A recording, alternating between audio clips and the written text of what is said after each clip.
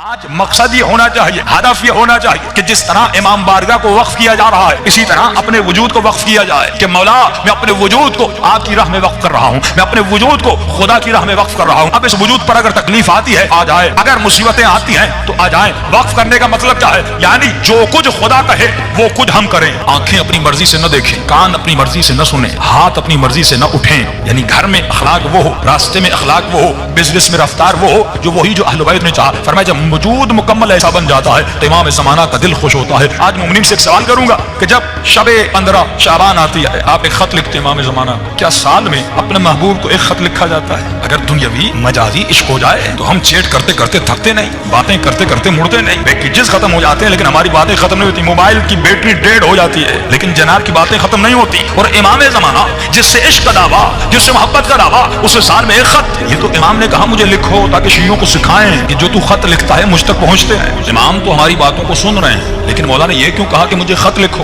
اس کا مطلب مولا اپنے چاہنے والوں کو ٹرینڈ کروانا چاہ رہے تھے، کیونکہ خط لکھنے سے پہلے زمانے میں جب مولا نے کہا تھا وہاں پر صرف خط کا ذریعہ تھا، ای میل تو نہیں تھا، فون تو نہیں تھی۔ اس وقت تنہا ذریعہ ارتباط جو انسان آپ سے دور ہوتا ہے آپ اسے خط لکھتے ہیں، اس کے ایڈریس پر خط بھیجتے ہیں۔ تو مولا نے کہا مجھے خط لکھو تاکہ پہلی بات تو تجھے یقین ہو جائے تیرا کوئی مولا ہے جو تمہارے خطوط کو پڑھتا ہے، جو تمہارے خط کو دیکھتا ہے، تاکہ یقین ہو فزیکلی ایک ارتباط ہو تمہارے امام زمانہ کے ساتھ۔ کیونکہ آپ کبھی ایسے انسان کو خط نہیں لکھتے جس کا وجود ہی نہ ہو، جو مر چکا ہو اس کو کبھی خط نہیں لکھا جاتا۔ خط اسے لکھا جاتا ہے جو زندہ ہو، خط اسے لکھا جاتا ہے جو آپ کا خط پڑھے۔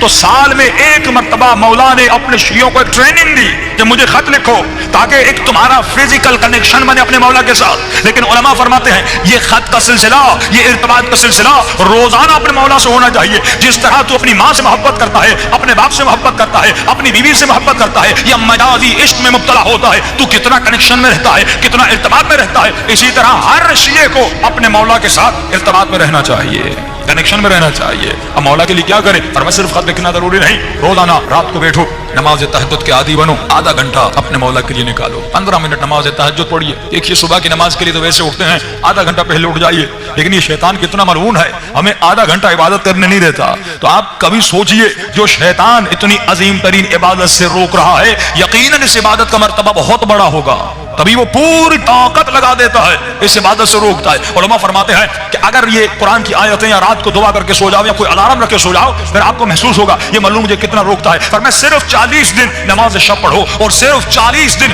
امام زمانہ کی باتیں کرو، 15 منٹ مولا سے کلام کرو، یا اگر خط لکھنا ہے خط لکھو پھر درخت دریا میں جا کر پھینک کر، لیکن خط لکھنے کی بھی ضرورت نہیں، روزانہ 15 منٹ باتیں کرو، محبت بھری باتیں کرو۔ اگر تکلیف ہے تو امام سے شیئر کرو، اگر مصیبت ہے تو اپنے مولا سے شیئر کرو۔ جب وہ مولا کہہ رہے ہیں میں تمہارا باپ بھی ہوں، میں تمہارا بھائی بھی ہوں، میں تمہارا دوست بھی ہوں، میں تمہارا رفیق بھی ہوں، یعنی ہر رشتہ امام زمانہ کے ساتھ ہونا چاہیے۔ لیکن ہم نے مولا کو صرف ایک محفل بنا دیا، اس سال میں ایک فنکشن کرنا ہے 15 شعبان کا اور ایک دعائے کمیل پڑھنی ہے اور جمع ہونا ہے، خط لکھنے ہیں، مولا شادی نہیں ہو رہی، مولا پیسہ نہیں، مولا جاب نہیں ہو رہی۔ اور یہ مومنین جب کربلا بھی جاتے ہیں یہی دعائیں کرتے ہیں۔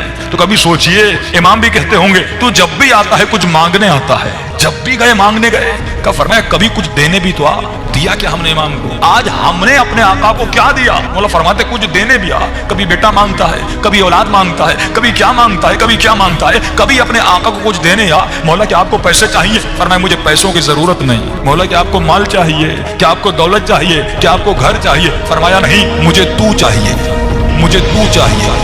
آپ کا وجود چاہیے امام کو، یہ وجود چاہیے امام کو، یہ ہاتھ چاہیے، یہ آنکھیں چاہیے، یہ ذہن چاہیے، یہ زبان چاہیے، یہ کان چاہیے۔ فرمایا مجھے تمہارا وجود چاہیے، بس جو میں کہوں تو کرے، جس سے میں روکوں تو رک جائے۔ مجھے سلمان زماں چاہیے، مجھے میثم زماں چاہیے، مجھے حبیب زماں چاہیے۔ تو ایسا بن جا جیسے حسین کا صحابی حبیب ابن مظاہر تھا۔ بھائی امام زمانہ کو بھی حبیب کی ضرورت ہے کہ نہیں؟ امام کو بھی علی کی طرح سلمان کی ضرورت ہے کہ نہیں؟ مولا کو بھی علی کی طرح میثم تمار کی ضرورت ہے کہ نہیں؟ کم از کم علی کا غلام قمبر بن کے دکھائے۔ کیا مولا کو کسی قمبر کی ضرورت نہیں؟ کا ضرورت ہے، لیکن وہ غریب امام زمانہ فرماتے ہیں آج 1000 سال گزر گئے، فرمایا تکو تنہا اس زمانے میں جی رہے ہیں۔ امام کو اصحاب کی بہت ضرورت ہے، اسی لیے امام نے ایک عدد بتایا کہ جب تک 313 کا عدد مکمل نہیں ہوتا تب تک میرا ظہور نہیں ہوتا۔ اس بات سے ثابت ہوتا ہے آج اگر 400 ملین پوری دنیا میں ہے لیکن 313 ابھی تک نہیں ہے، کیونکہ دین قربانی مانگتا ہے۔ اس انسان کو ज़ियारत करबला की अहमियत का पता ना हो, फरमाया वो ज़ियारत तो करने जाएगा लेकिन वो मारिफत हासिल नहीं कर सकेगा। हमारे उस्ताद फरमाते हैं, फरमाया जब तू करबला जाते हो तो नीयत क्या करते हो? अक्सर लोग दुआओं में करते हैं, खुदा मुझे इमाम हुसैन की जरी दिखला दे, मुझे बैनुल हरमैन दिखला दे, मुझे मौला का रवाक रोजा दीवारें दिखला दे। फरमाया ये भी दुआ अच्छी है, जब जाओगे ये दुआ कबूल भी होगी। एक मरतबा मौला की जरी को बोसा दोगे, एक मरतबा दर दीवार को बोसा दोगे, एक मरतबा बैनुल हरमैन में चलोगे, इमाम का जिक्र करोगे, ये भी सवाब मिलेगा। लेकिन फरमाया मकाम मारिफत तब है जब तुम्हारी दुआ ये हो कि खुदा हुसैन की जरी की भी ज़ियारत करा और खुद इमाम हुसैन की भी ज़ियारत करा। आज कितने मोमिनीन हैं जिन्होंने खुद ज़ात हुसैन इब्न अली की ज़ियारत की हो। आज कितने मोमिनीन हैं जिन्होंने खुद इमाम ज़माना की ज़ियारत की हो। भाई हम क्यों नहीं कर पाते? फरमाया क्योंकि निजासतों से भरे हुए हैं। जब तक रूह बुलंद नहीं होता, जब तक इसकी परवाज बुलंद नहीं होती, फरमाया तब तक ज़ियारतें नहीं होती। हम कितने ख्वाब देखते हैं, कभी पैसे वाले बन गए, कभी कहाँ पे सैर करने गए, कभी किसी से मिलने गए। जब ख्वाबों में ये रूह हर जगह जा रही है तो हुसैन इब्न अली की जरी की तरफ क्यों नहीं जा रही? जबकि इश्क भी है। पिछले साल में एक मिसाल दी थी ना, अगर कोई बच्चा कराची से ऑस्ट्रेलिया चला जाए पढ़ने के लिए और एक साल गुजर जाए, अपने वालिदैन को फोन न करे, ईमेल न करे, कोई मैसेज न दे, एक साल के बाद वापस आए और अपनी माँ को कहे अम्मा मैं आपसे बड़ी मोहब्बत करता हूँ, बाबा मुझे आपसे बड़ा प्यार है, तो बाप कहेगा तू झूठ बोल रहा है। अगर इतनी मोहब्बत थी तूने कोई SMS नहीं किया, तूने कोई ईमेल नहीं किया, पूरा साल गुजर गया तूने मुझे एक फोन तक नहीं किया, तो तू झूठ बोल रहा है। मोहब्बत का तकाजा है कि इर्तिबात होना चाहिए, मोहब्बत का तकाजा है कि राबिता होना चाहिए, मोहब्बत का तकाजा है कि दीदार का तकाजा हो कि जिससे इंसान मोहब्बत करता है उससे बात करना चाहता है, उसे देखना चाहता है, उसे गले लगाना चाहता है। फरमाइए मोहब्बत का तकाजा है। ये कैसा शिया है कि 60 साल गुजर गए लेकिन अभी तक अपने मौला को नहीं देखा। ये कैसा शिया है कि 25 साल जिंदगी गुजर गई लेकिन अभी तक अपने इमाम ज़माना के चेहरे को नहीं देखा। हम दुनियावी मोहब्बत जिससे करते हैं, कितने SMS करते हैं, लेकिन वही मौला, वही आका जो पर्दे गैब में है, हमने कितना राबिता अपने मौला के साथ मुहक्कम किया, कितना राबिता अपने इमाम से बनाया। देखिए मकसद ज़हूर ऐलान क्या है? एक ही मकसद है कि मौला की हुकूमत कायम हो जाए। यही मकसद है ना कि दुनिया में हुकूमत महदवी कायम हो जाए और हम मौला को उस हुकूमत के कायम करने में मदद करें। कि दुआ करते खुदा हमें इमाम के आवान और अंसार में शरीक फरमा। अंसार यानी मदद करने वाला। तो इंतजार का मकसद ये है कि हम किसी बस स्टॉप पर बैठ जाएं और इंतजार करें बस कब आती है। फरमाया इमाम का इंतजार ऐसे नहीं करना कि मोमिन हाथ पे हाथ रख के बैठ जाए इमाम कब आते हैं। फरमाया नहीं, अब जुमला सुनिएगा। फरमाया हुकूमत इमाम के कायम होने से पहले तू खुद एक हुकूमत कायम कर, तू खुद एक हुकूमत कायम कर। आप खुद एक हुकूमत कायम करिए। आप सवाल करें कि मैं न सदर हूँ, न वजीर आजम हूँ, न फौज का जनरल हूँ, मैं हुकूमत बनाऊँ तो कैसे बनाऊँ? तो ठीक है, हुकूमत वही बना सकता है जिसके पास इख्तियार हो। जितना इख्तियार उतनी हुकूमत। सदर का अपने इख्तियारात हैं, MP MNS के अपने इख्तियारात हैं, नाज़िम के अपने इख्तियारात हैं। फरमाया तुम्हारा इख्तियार जहां तक है वहां तक इमाम ज़माना की हुकूमत बना। अगर घर में इख्तियार है तो अपने घर में इमाम की हुकूमत कायम कर। अगर बेटे का इख्तियार है तो बेटे पे हुकूमत कायम कर। कहते किबला बीवी नहीं सुनती, औलाद नहीं सुनती, बेटे नहीं सुनते, बेटियां नहीं सुनती, ठीक है, लेकिन तुम्हारा इख्तियार तुम्हारे वजूद पर तो है। किसने आपको मजबूर किया हुसैन की मजलिस में आने के लिए? किसी ने नहीं किया, आप खुद आए। मेरा इख्तियार मेरे हाथों पर है, हाथ बुलंद होते हैं। मेरा इख्तियार मेरी आंखों पर है, आंखें खुली हुई हैं।